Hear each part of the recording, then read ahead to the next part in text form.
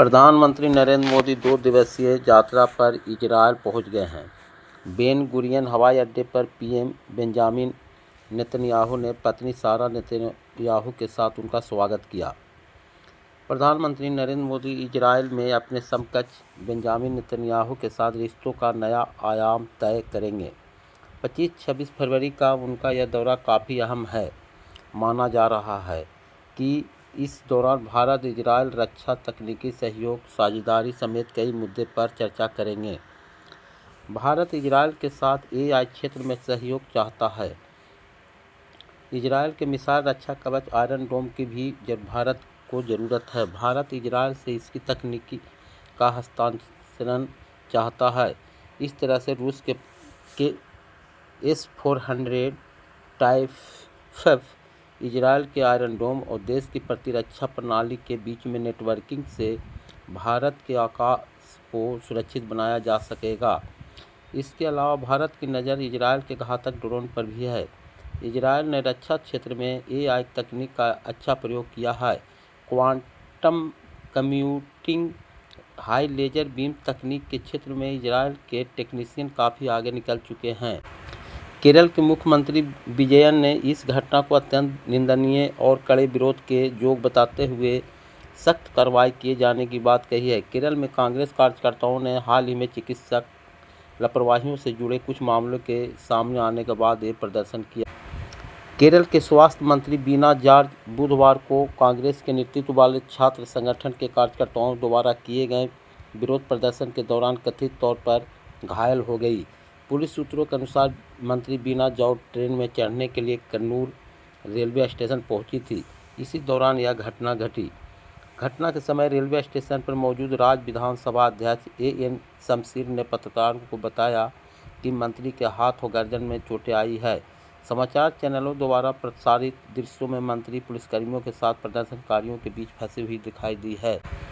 असम कांग्रेस अध्यक्ष सांसद गौरव गोगोई ने कहा कि इंडिया फिलीपींस संसदीय मैत्री समूह में उनका नामांकन संस्थागत प्रक्रिया का हिस्सा है और ध्यान राजनीतिक टिप्पणियों नहीं बल्कि गवर्नेंस पर होना चाहिए। हेमंत बिस्वा पर टिप्पणी भी की।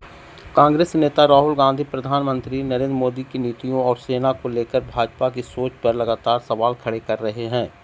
संसद के अलावा उन्होंने मध्य प्रदेश की एक जनसभा में भी पीएम पर दबाव में कंप्रोमाइज करने का आरोप लगाया। आज उनके आरोप पर केंद्रीय मंत्री पीयूष गोयल ने पलटवार किया।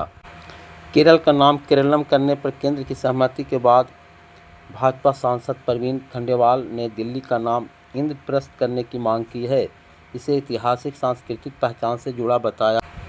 पश्चिम बंगाल चुनाव के लिए भाजपा राज्यव्यापी घोषणा पत्र के साथ उत्तर बंगाल के 8 जिलों हेतु अलग मिनी मैनिफेस्टो लाने की तैयारी में है, जिसमें क्षेत्रीय मुद्दों पर जरूरत और स्थानीय मांगों पर फोकस कर रहेगा। सुप्रीम कोर्ट ने पश्चिम बंगाल SIR प्रक्रिया में स्पष्ट किया है कि कक्षा 10 का एडमिट कार्ड पास प्रमाण पत्र के साथ सहायक पहचान दस्तावेज के रूप में स्वीकार होगा। साथ ही अदालत ने समय सीमा पारदर्शिता पर जोर दिया है। मुंबई पुलिस ने अंधेरी इलाके में 25 बांग्लादेशी नागरिकों को गिरफ्तार किया है। ये सभी लोग अवैध तरीके से भारत में घुसकर कई साल से मुंबई में रह रहे थे। इनमें 21 ट्रांसजेंडर भी शामिल हैं। गुरदासपुर में 2 पुलिसकर्मियों की हत्या के बाद TTH नाम के संगठन ने हमले की जिम्मेदारी ली है। एजेंसियां इसे बड़ी साजिश मान रही है। ISI पर खालिस्तान आंदोलन को फिर से हवा देने का शक है। झारखंड के मुख्यमंत्री हेमंत सोरेन को मनी लॉन्ड्रिंग मामले में बड़ी राहत देते हुए सुप्रीम कोर्ट ने ट्रायल पर फिलहाल रोक लगा दी है। कोर्ट ने ED को नोटिस जारी कर जवाब मांगा है। सोरेन ने केस रद्द करने और बार बार भेजे जा रहे समन को चुनौती दी थी। गाजा मुद्दे पर प्रियंका गांधी के बयान के बाद भाजपा ने उन पर तीखा हमला किया और फीमेल गजनी कहकर निशाना साधा। भाजपा ने आरोप लगाया कि प्रियंका 7 अक्टूबर के इजरायल हमलों की भूल रही है और चुनिंदा आक्रोश दिखा रही है। यह विवाद प्रधानमंत्री नरेंद्र मोदी की इजरायल दौरे से पहले सामने आया है। चुनाव आयोग ने विधानसभा चुनाव की तैयारियां शुरू कर दी है। इसी के तहत मुख्य चुनाव आयुक्त आज पुडुचेरी दौरे पर जा रहे हैं, जहां वे चुनाव की तैयारियों की समीक्षा करेगी। CAC कल तमिलनाडु दौरे पर रहेंगे। जिनेवा में रूस के साथ त्रिपक्षीय वार्ता से पहले यूक्रेनी राष्ट्रपति ने कहा कि उनका एक प्रतिनिधिमंडल अमेरिका के विशेष दूतों के साथ बैठक करेगा, जिसमें यूक्रेन के पुनर्निर्माण समेत कई मुद्दों पर चर्चा की उम्मीद है। इजरायली पीएम के पूर्व सलाहकार ने दावा किया है कि पीएम मोदी इजरायली पीएम के व्यक्तिगत संबंध दोनों देशों के हितों को बेहतर करने में अहम है। उन्होंने कहा कि दोनों नेताओं के मजबूत केमिस्ट्री का असर दोनों देशों के रिश्तों पर सकारात्मक होता है। अमेरिकी राष्ट्रपति डोनाल्ड ट्रंप ने स्टेट ऑफ द यूनियन संबोधन में वाशिंगटन गोलीबारी में घायल नेशनल गार्ड का पर्पल हार्ट और वेनेजुएला के राष्ट्रपति मादुरो को पकड़ने के मिशन में अहम भूमिका निभाने वाले पायलट को कांग्रेसनल मेडल ऑफ ऑनर सम्मानित किया गया। दुर्लभ खनिज रक्षा उत्पादन और आधुनिक तकनीक के विकास के लिए बेहद जरूरी है। फिलहाल चीन का दुर्लभ खनिज पर काफ़ी नियंत्रण है, जिस पर अमेरिकी सांसदों ने चिंता जाहिर की है। इसे राष्ट्रीय सुरक्षा के लिए बड़ा खतरा बताया है। अमेरिका और ईरान के बीच बढ़ते तनाव के बीच CIA ने फारसी भाषा में संदेश जारी कर ईरानियों को सुरक्षित तरीके से संपर्क करने की अपील की है। ट्रंप सैन्य विकल्पों पर विचार कर रहे हैं। परमाणु वार्ता का नया दौर प्रस्तावित है। ईरान में छात्र विरोध भी जारी है। प्रधानमंत्री नरेंद्र मोदी आज 2 दिवसीय इजरायल यात्रा पर रवाना होंगे। इस दौरे पर आयरन डोम वायु रक्षा प्रणाली, करीब 71,000 करोड़ रुपये के संभावित रक्षा सौदे और AI आधारित ड्रोन तकनीक पर अहम चर्चा होने की उम्मीद है।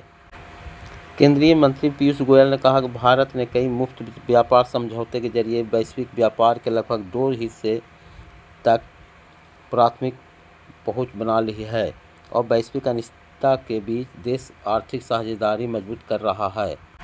केंद्र सरकार ने मंगलवार को रबी 2026 सीजन के लिए मूल्य समर्थन योजना PSS के तहत चना, सरसों और मसूर की खरीद को मंजूरी दे दी।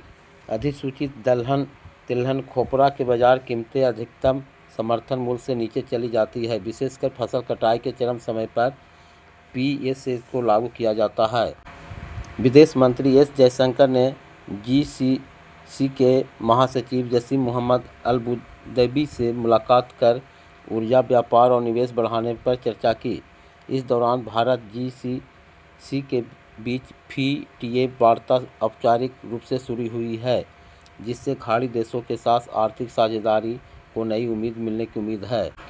गर्मियां दस्तक देने वाली है और अगर इस बार अपने घर में AC लगवाना चाहते हैं, लेकिन किराए के घर में मकान मालिक दीवार में छेद करने से मना करता है, तो आप इस झंझट से आसानी से बच सकते हैं, क्योंकि पोर्टेबल AC आपके लिए गेम चेंजर हो सकता है। इसे न दीवार पर टांगने की ज़रूरत है, न ही विंडो फिटिंग की।